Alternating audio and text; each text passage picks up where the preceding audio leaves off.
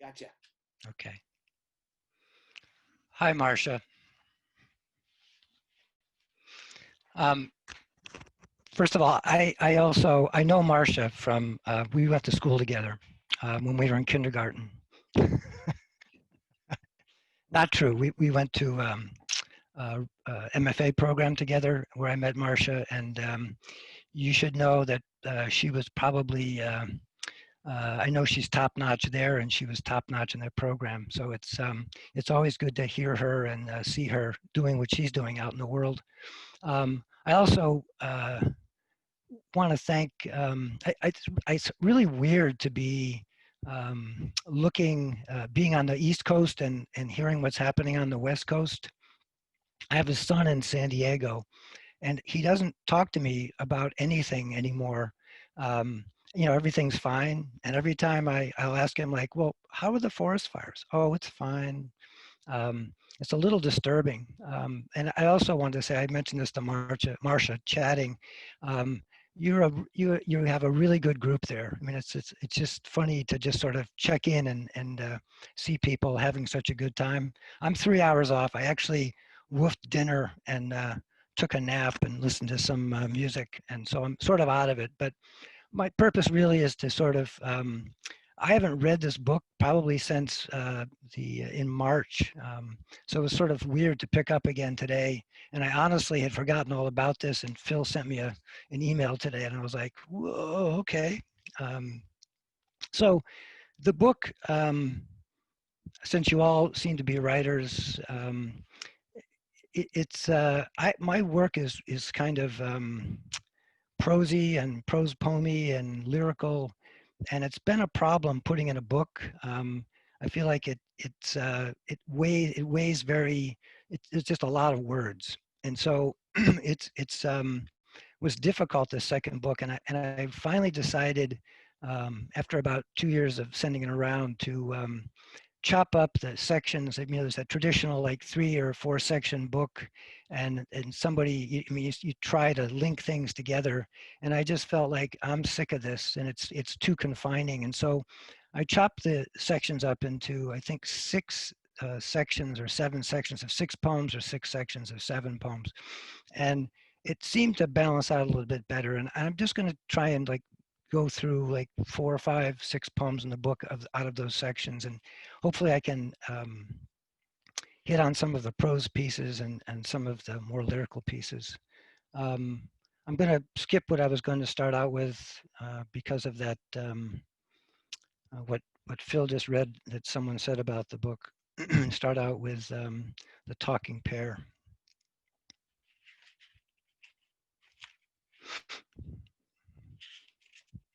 The book, by the way, is published by Mad Hat Press, who's been really good. It's hard to get any press, I feel like these days, to get behind you, and they really have been picking up people and standing behind them. As we're all getting older, I just was talking to someone, David Rivard, yesterday, Marcia, and he was saying that he got dropped from Grey Wolf, and that different people are not getting supported by their presses anymore, and it's a little disturbing, but probably has to happen. This is called The Smallest No.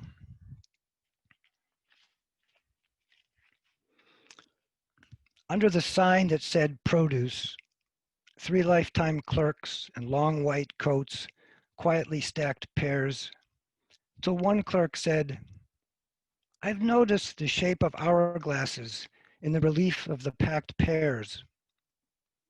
And a second clerk chimed, "Time relieves nothing. Initially, even a bruise can be succulent," said the third clerk, and sighed. One of them, out of them all, one pair spoke. "But don't let anything stand for very long." "Sit! Stop it! Get back where you belong, you little shit!" screamed the mother to her son, who had unbuckled himself from a shopping cart shaped like a fire truck. "Man, there's our future," said the first clerk. There was a hissing sound, the green produce being misted from overhead. "The child thinks that heaven is crying, said the second clerk. The smallest no, the pair said. Then what would you suggest? Asked the third clerk. Get busy, said the manager as he approached. As usual, said the first clerk, he's going to give that boy a piece of fruit to shut him up. Hand him the talking pear, said the second. Shine it, said the third. Shine it.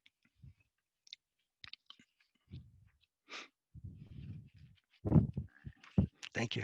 I heard about California crowds that they're much more rowdy. I'm not, there's a lot of hooting and snapping.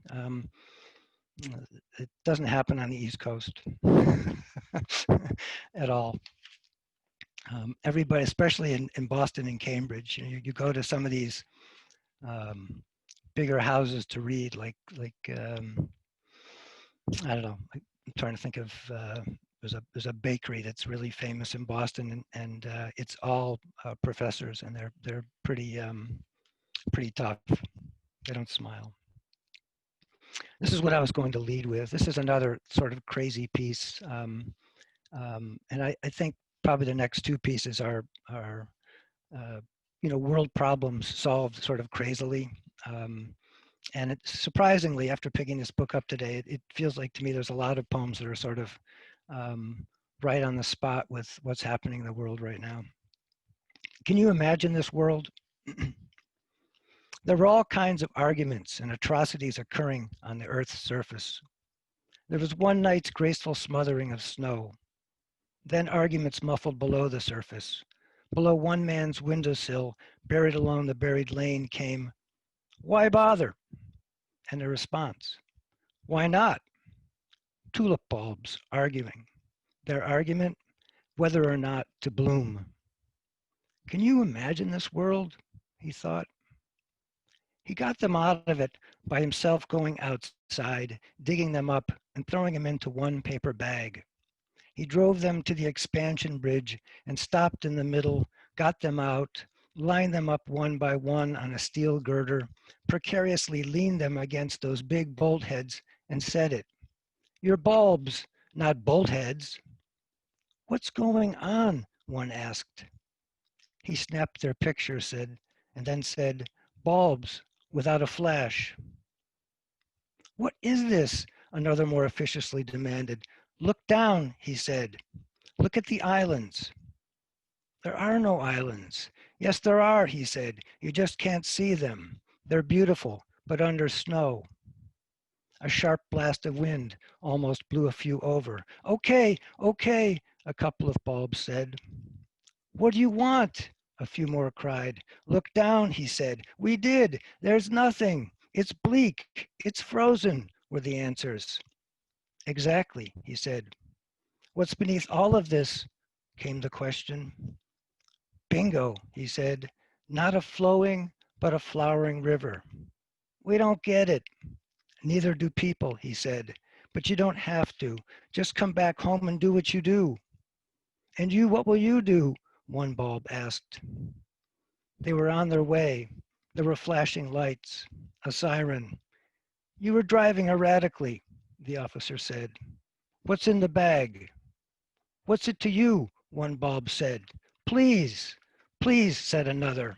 "We want to get back. We want to get going." "Are you talking to me, buddy?" the cop asked. "No," the man said. "They are."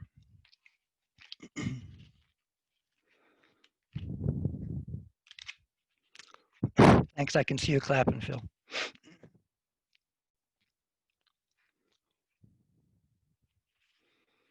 This gets a little bit more realistic. I had another poem called The Leader, but I'm going to get out of prose poems for a second. They tend to get too, like I said, thick. This is just I don't know if this has happened to you, but you're at a party and you're happily going along, meeting new people, and you just, excuse me, happen to ask the right question or the wrong question, and suddenly you just feel like the whole freaking world just sinks. You ask the wrong thing, and it just turns everything pretty black pretty quickly. In a city I didn't know, it was not an it was not an uncommon question to ask a woman my age with whom I was unacquainted. In the midst of a boisterous summer dinner party, both of us had wandered the host's backyard to the same edge, an overgrown tangle in which some children hid. I thought of mine. Do you have any? I asked, and then had to watch any light inside of her dim. In a city I didn't know and hoped I never did, her only child ran in front of a school bus. I froze and watched how, with one hand, she began to madly fan her face, keeping down more than heat. With the other hand raised, open palmed toward me, she conveyed, I know you didn't mean any harm. Then both hands rose to the same position at eye level, both eyes closed, fingers spread as if around a ball, of which she kept in motion as if to most accurately hurl, assailing, and then finally did let sail, and moved not toward but away from it, through a gap worn in the hedge which led to the street, which as she slid through it, the hedge more swallowed than filled in behind her.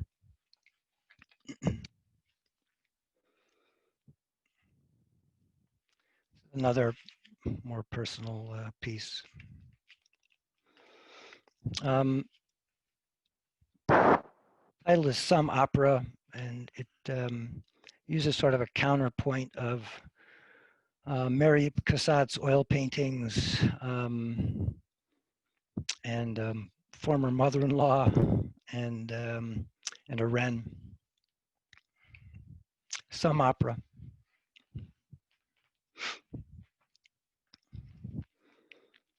Some backgrounds in Mary Cassatt's oil paintings, the detailed patterns on walls, furniture, and clothing dominate. Close up, attention drains. Off of the real subject is the real subject. My mother-in-law has Cassatt's tastes, the patterns, the finery in the background, decoration so that everything holds together, though it never does, moves in and out like spyglasses in the hands of Cassatt's lady at the opera, ogling somebody who must be somebody in the box, caring nothing for what unfolds on stage because it's better off. The phone rings. My panicked mother-in-law tells me a wren's trapped in her house. Can I come over? Get it out. Sure, I'll see what I can do, though outcome isn't the matter. It's about loneliness. It's always there when you look the other way. At least once a week, the VCR's on the fluke. The computer won't do what she wants it to do. She can't open the bottle of pills.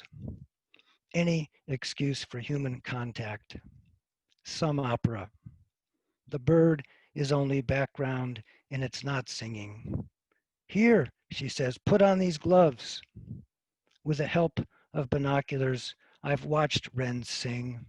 They give it everything they've got. Like my mother-in-law up close, the bird's terrified, broken. But do you think it really lets me grab hold? It reverberates around the living room off those busy little print walls.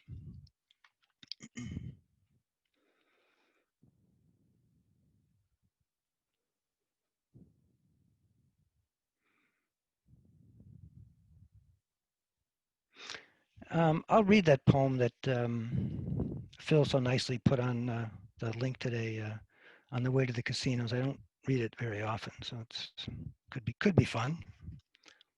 Could be a disaster.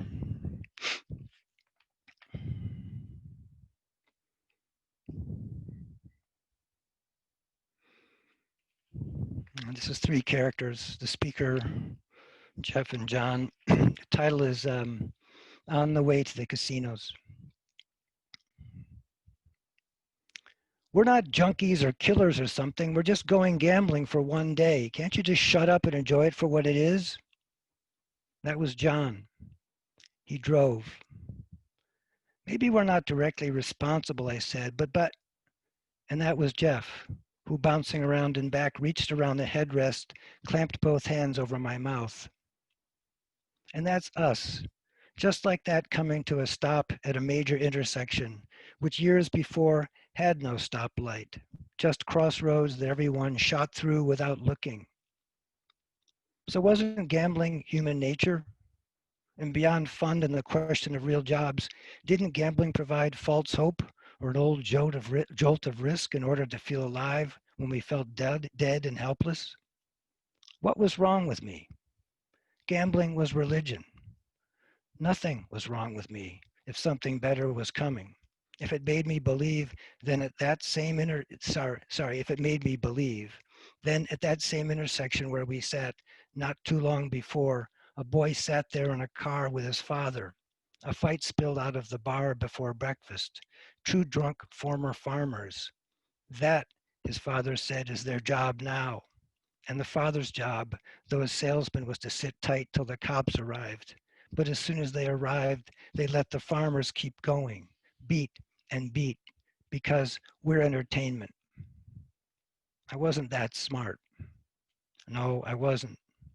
But then the light changed, and John, Jeff, and I continued till it was like the casinos, so quickly upon us, sprung out of those fallow fields. And Jeff's hands, tapping the seat behind my head, jumped to roll down a window so he could hang himself out and fist pump, ka-ching, ka-ching, ka-ching, in the air. And John howled, ka-Jesus, just get me there.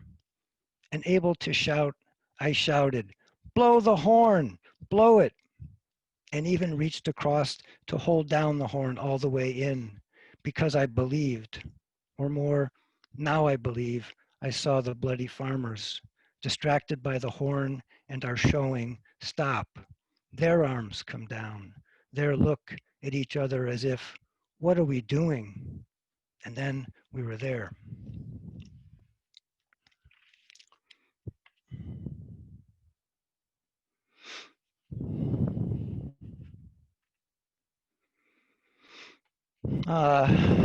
There's a poem on poetry, something you're never supposed to do. Um, Phil, how much time do I have? Let's see, read 15 to 20 minutes. I don't know when you started. So you probably got a few more poems. More poems. Okay, thank you.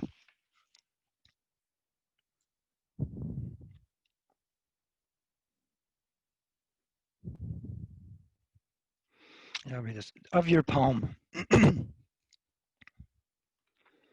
I've worked for, run a HUD agency for quite a while, and you know, there was a time that when I first started, I went through a divorce and then sort of was finding my way again in work life, and I started working for a HUD agency, and then I started running one, but running one. But before that, I was during that last recession and the foreclosure crisis, I was on the phone a lot with people whose lives were just falling apart financially and in a lot of other ways, and it really began to wear on me.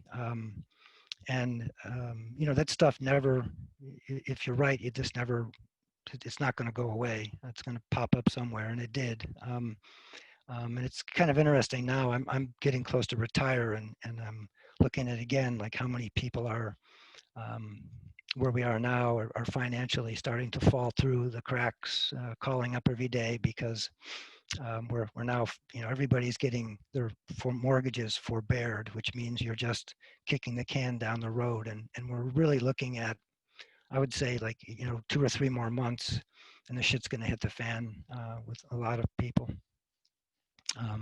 But this has nothing to do with that altogether. It was really, I'd seen a poem of somebody's that I just felt um, was so much about the personal I that it drove me nuts, and that was part of it. And then I was also teaching poetry, and just students writing to me and asking me questions sort of spun this poem out. Of your poem.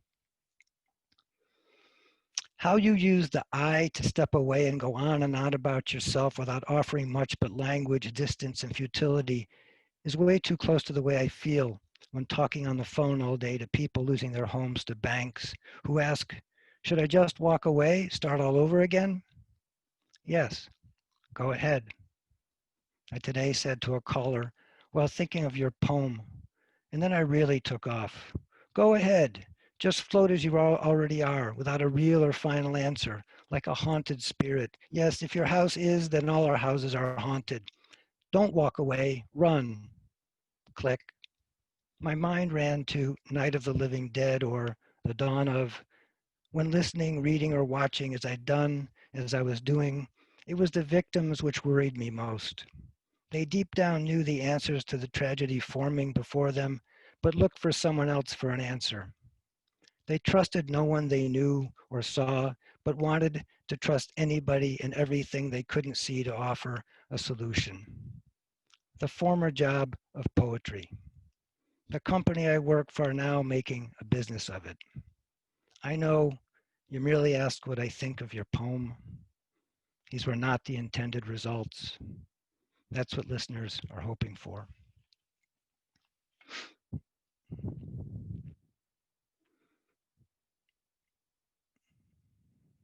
I'll just end this up with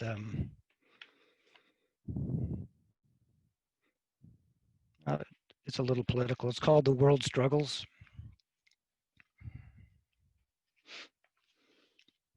Um, I just want to say this too. Thanks again. And I'm not going to, I'll listen for a while, but I'm not sure I'm going to be able to stay awake.